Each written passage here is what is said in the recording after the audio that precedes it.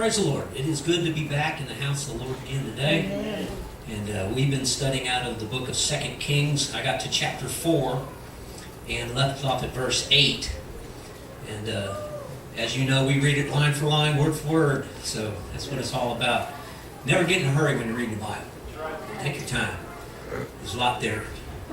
Okay, verse 8. The hospitality of a great woman. And it fell on a day that Elisha passed to Shunem, and there was a great woman, and she constrained him to eat bread.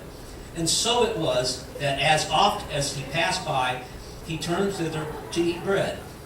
And she said unto her husband, Behold, now I perceive that this is a holy man of God, which passes by us continually.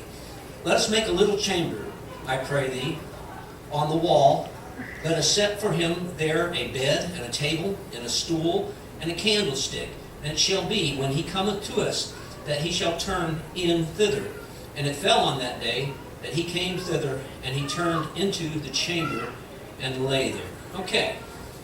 Well, this lady was living in a town called Shunem.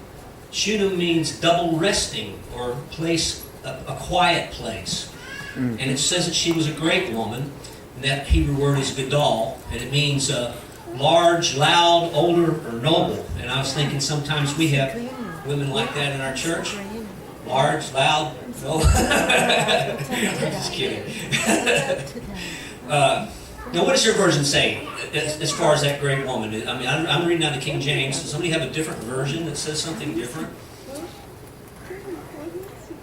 Well, I believe that she was a rich woman. So if your version may say something similar. Because for one thing, she had a house in the city. And she was able to build on that house. So that means that she was fairly well-to-do. And apparently, she told her husband something interesting. She told her husband that she perceived that Elisha was a holy man. And that word holy is kadosh. And the word perceived there is yada. And y'all have heard me talk about that, yada, yada, yada, right? Which means to know, to know, to know. He knew that she knew that he was a man of God. And but how did she know? Now, that's a question I have. Have y'all ever met somebody that you knew they were Christians before they even really told you they were? Yeah. And how did you know, though? How did you know that they were Christians? Something within our spirit. You know, Brother Brian told it really well one day. He said there's something that just rings true in your heart, like in your belly. You know, it's just something that you just feel. Yes. I know I don't go by feelings. I go by what God is, but we just feel it. It is a kindred spirit, though, isn't it? Yes. Between people.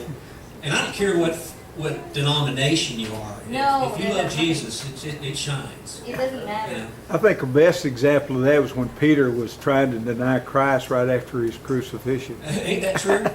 Yeah, he couldn't get it off his face that he was a Christian, no matter what, Even trying to cuss, Nothing worse than a cussing Christian,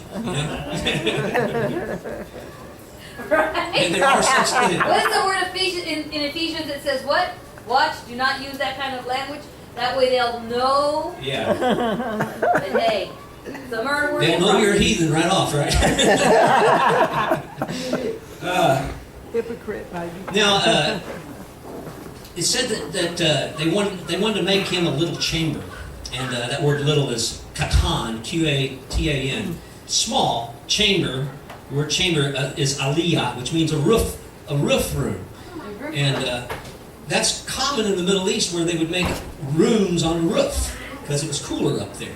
Okay, and the woman suggested they make an upper room and they furnish it, and they furnish it with a place to sleep and a place to study. You notice they said put a table and a candle there.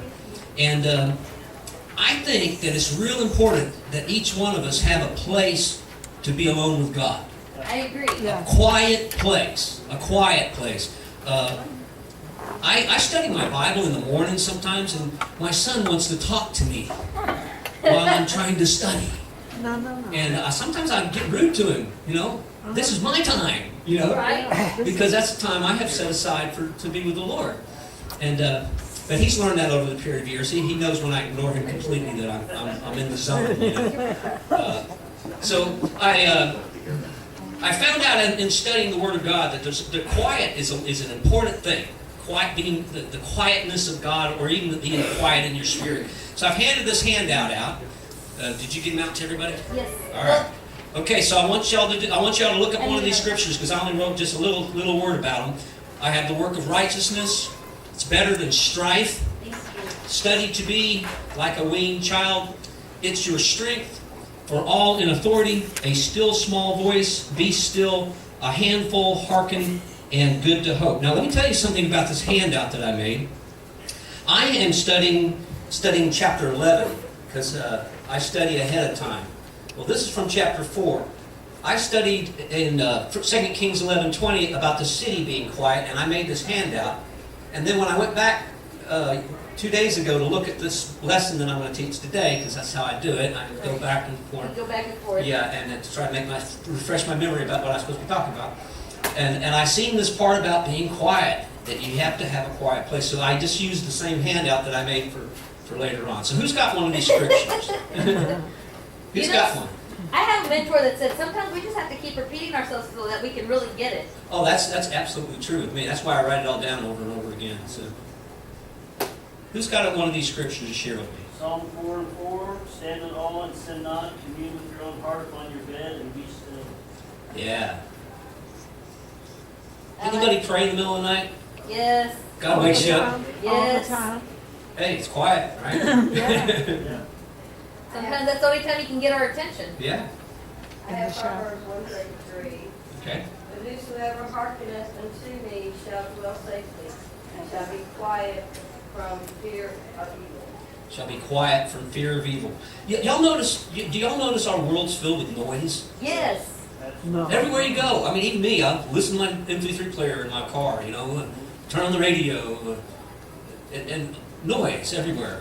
It's funny because I used to, being an only child, I didn't like a quiet house. And I said didn't like because now I'm changing. But I mean, I'd wake up and I'd turn on the TV. Yeah. I'd go to sleep and I had the TV on. I'd walk in the door and I had the TV. I would be cleaning house on a Saturday and just have the TV on just for the noise. Mm-hmm. And now I don't do that. I mean, I can't say, there's times that I'll go all day and the TV doesn't get turned on. You know? It's just, and I know that probably doesn't mean nothing to y'all, but it's a big thing for someone where I came from because I like the noise. Yeah. My dad had a TV before we had furniture. Who's got another one? Proverbs 17:1.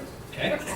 Better is a dry morsel and quietness therewith, and a house full of sacrifices with strife.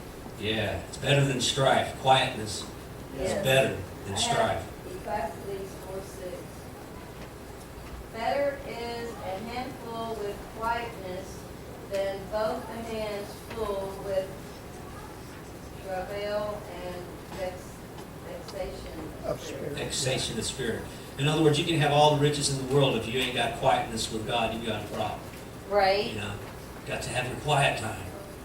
Anybody else? Psalms 131, verse 2 says, Instead I have calmed and quieted myself like a weaned child who no longer cries for its mother's milk.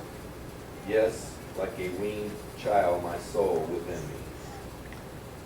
You know about that, don't you, Kathy? Your children crying for your milk. One day he's not going to do that no more. And then it's nice. Then it's terrible tunes, right? Then it's a different kind of not quiet. Yeah. And then you long for them. Please don't go away. Okay, that's just me. But I've got Lamentations 3:26. And it says, So it is good to wait quietly for salvation from the Lord. To wait quietly To for the salvation of the To Lord. wait quietly. I like these scriptures. When I was reading them, I really got, it helped me a lot because I was going through a lot of trials this last couple weeks at work. Not being able to come home working 75 hours a week, it just makes you tired. But I did get some time to read the Bible while I was stuck at work. So, all right. It just wears you down. It does.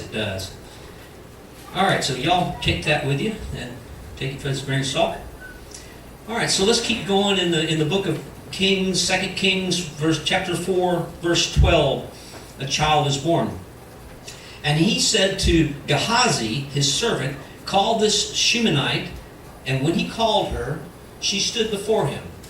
And he said unto him, say now unto her, behold, thou hast been careful for us with all this care. What is to be done for thee? Wouldest thou be spoken for to the king, or to the captain of the host? And she answered, I dwell among mine own people. And he said, what then is to be done for her? And Gehazi answered, verily she hath no child, her husband is old. And he said, call her. And when he had called her, she stood in the door. And he said, about this season, according to the time of life, thou shalt embrace a son. And she said, nay, my lord, thou man of God, do not lie unto thine handmaid. And the woman conceived and bare a son at that season that Elisha had said unto her, according to the time of life. Now we'll stop there because the story takes a turn. First of all, this guy named Gehazi, he's a servant. And I like his name because it means Valley of Vision. That's kind of a neat name to name your child. But he summons this servant. And you know, as I've told you before, Elisha ran a school of prophets. So any servant in the school of prophets was also a prophet. You know, so Gehazi was like the right-hand man or the dynamic duo or something. Okay? So they go to this woman that's been helping him and says, what can we do for you? Can I go to the king? Or maybe to the captain and have him help you or whatever? And she said, She said, I don't need anything, I'm good. yeah, she actually said that I live in this town, they take care of me. You know? And, but did she end up asking for something? No. Well, the Gehazi said she needed a child. Yeah, but she didn't ask for it. She didn't ask for it. And that's the coolest part. Well, you know what's also caught me? Is they're so specific, especially because I've probably heard a lot of sermons on the doorway, the hallway, and the gateways and all this. But the Bible is so specific to say she stood at the doorway. Yeah. I mean, it's like it was so specific to say she stood at the doorway. She didn't even enter in. Right. You know? And like I said, it's like how many times I can sit here and I can talk about so many times that the Lord has answered prayers that I didn't even pray for. Right. I mean, our furniture is one, and just things I didn't even ask for. The church, I was just giving a testimony about the church earlier. It's like, it's incredible how God has just blessed us with things that He knows our heart that we want, and we don't know how we're going to go around and get it, but He just provides, and we didn't even ask for it. And it's such a cool thing. It is. But you know, also, it's also interesting when Elisha tells her she's going to have a son in due time, right? In the right time. She argues with him. Don't mess with me. No, you can't tell me those things because it's not going to happen. You ever argue with God? Yes. You know? It's like I've said before, sometimes I hate the way God answers my prayers. Because He does. He always answers my prayers. But it's not the way I want them answered. It's the way He wants them answered. So I got to go with the flow, right? Right. Okay. And it really, I don't think it's that she didn't want a son, it's that I think she had been so, how many people might have already spoken over her that she was having a son, and she just lost hope. Yep. Not to say that they were false prophets, just to say that she lost hope. Yeah. And it said her husband was old. You know? Right? How old? You know? That's because we married them older men. Okay. Only a couple of y'all caught that one. All right, let's go to verse 18. It says, and when the child was grown, it fell on a day that he went out to his father's reapers. And he said unto his father, my head, my head. And he said to the lad, carry him into his mother. And when he had taken him, and brought him to his mother, he sat on her knee till noon, and then died. And she went up and laid him on the bed of the man of God, and shut the door upon him, and went out. Kind of a sad tale. I wonder how old this boy was. Because it says when the child was grown. And the word grown is gadal, means to grow up. So, but he sat on his mother's knee too. So I'm wondering how big a boy this was. I can still carry mine on my knee. Yeah, I'm sure, you know. Joyce could probably still put Zachary on her knee. Yeah, I don't think so. I mean, it may not be comfortable for her, but she could still do it. Oh, I can do it. Yeah. See? You know, it doesn't say what caused the boy's head to hurt, but he was out in the field with his father's reapers. So his father was a rich man. He had land, had servants out there reaping the land, and you know they didn't have international harvesters. They did this work by hand. Anybody that's done any kind of gardening, it's a whole lot easier with a tiller, you know, than trying to do it by hand. But he's out there, and my Dake's Bible said it was a heat stroke the boy had, and mom, of course, mom lays her son on her lap, and at noon sadly the boy dies. Now she brings him up and puts him in the upper room that she had built for Elijah. Now why do you think she would do that? Because she said it was in the name of God, so. Yeah, but the boy's dead.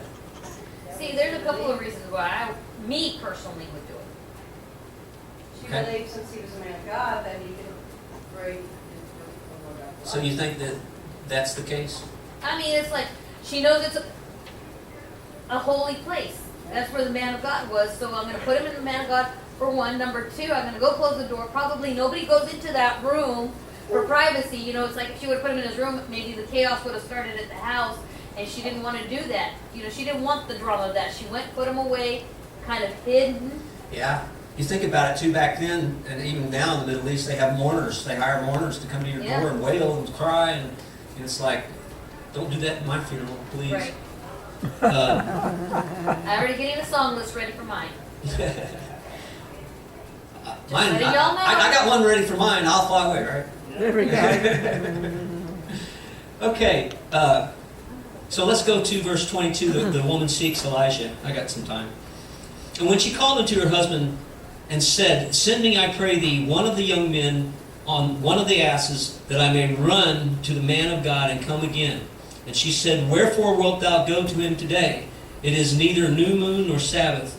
And she said, It shall be well.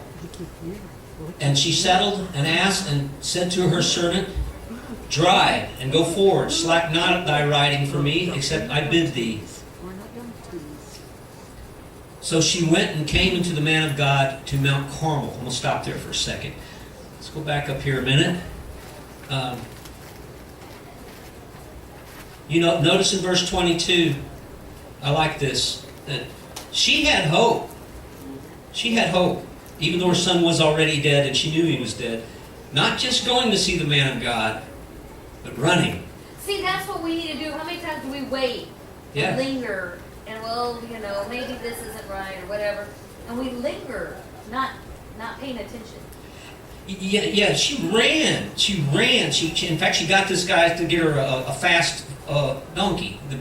Those donkeys were royal donkeys. They're faster than the ones we see in, you know, New Mexico or wherever, you know, going up the cliffs and stuff. Now, I also noticed that she what did she ask her husband? What did the husband ask her? Why are you going to the man of God? Because it's not feast day and it's not Sabbath. In other words, Okay? it's not Sunday morning going to church, That's the only time you go to see the man of God is on Sunday morning, right? right? There's another lesson right there, you know. But I liked her answer. Her answer. What did she say? She said one word. Even though it says in the King James it takes a whole bunch of words to say stuff in English, where in Hebrew it only takes one. Shalom. She said, Shalom. And you know what that means, right? It is well. Peace. Prosperity. You know, that word is a big word and can be used in a lot of different ways in Hebrew. And in times of, I wrote this note, we all need this attitude in times of crisis. Shalom. Shalom. All right, so that brings us up to verse 25. She comes to Mount Carmel, which Carmel means plentiful. It is also where the school of prophets are. Okay? And it came to pass, verse 25, when the man of God saw her afar off, that she said to Gehazi his servant, Behold, yonder is the Shunammite. Run now, I pray thee, to meet her, and say unto her, It is well with thee, it is well with thy husband. it is well with the child? And she answered, it is well. And I have a hard time with that. They asked her if her son's okay, and she said, Shalom, it's okay. I think she said that because she had arrived. She had gotten to where she wanted to go.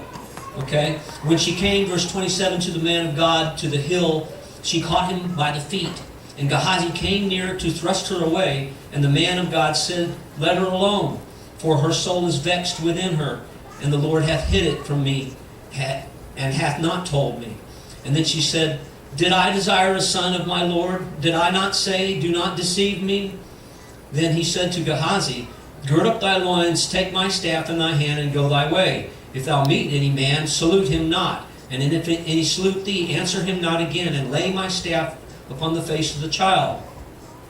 And the mother of the child said, as the Lord liveth, and as thy soul liveth, I will not leave thee. And he arose and followed her. In other words, she didn't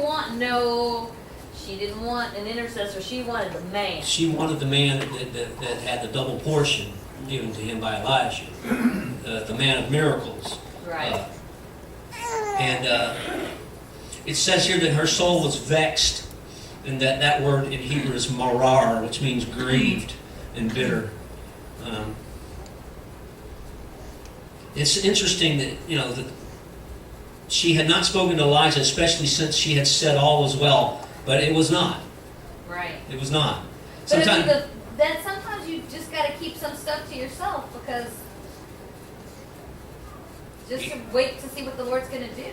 oh yeah, It would have been a waste of time also to tell the guy messenger. yeah, it would have been a waste of time, and also sending the messenger with the staff. I don't know what that would do, but that's what he had told him to do. That didn't happen.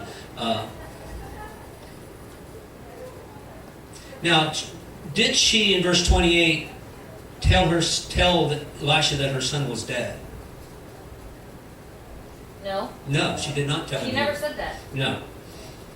and the Lord didn't tell him at that time when he saw her. Yeah, and Elisha, knowing something, sends Gehazi with his staff to lay it on her son. But the woman, realizing Elisha was going to remain at Mount Carmel, she said, she's not going anywhere without him. So he decides, I can't stay around with her. I guess I got to go to her son. So interesting. It is. Verse 31. Gehazi passed before them and laid the staff upon him, upon the face of the child. But there was neither voice nor hearing. Wherefore he went again to meet him and told him, saying, the child is not awakened. And when Elisha was come into the house, behold, the child was dead, and laid upon his bed. And he went in therefore and shut the door upon them twain, and prayed unto the Lord. And he went and lay upon the child, and put his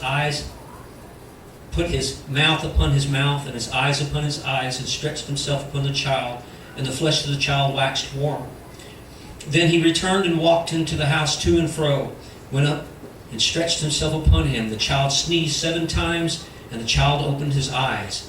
And he called Gehazi and said, call the Shunammite. So he called her, and when she was come in unto him, he said, take up thy son. Then she went in and fell at his feet, and bowed herself to the ground, and took up her son, and went out. Okay, I don't have time to teach all these other handouts. I'm going to teach them next week. But it's very interesting. For one thing, I have one handout here called God's Breath, the Spirit of God, because God breathed upon this child. And then I have another one on 7 times. 7 is a very important number in the Bible. Very, very important number. And I know I missed last Thursday. I bet y'all talked about the number 7, didn't you? But 7th day is the day God rested.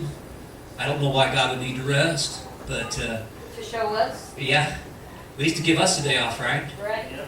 Now, that's what it says. Sabbath was made for man, right? Not man for the Sabbath. So I'm going to go ahead and close, and next week we will pick up at the same place where we left off on verse 31, so I can come back to this point where we're going to study these squires number 7, and also the Spirit of God. Okay? God bless.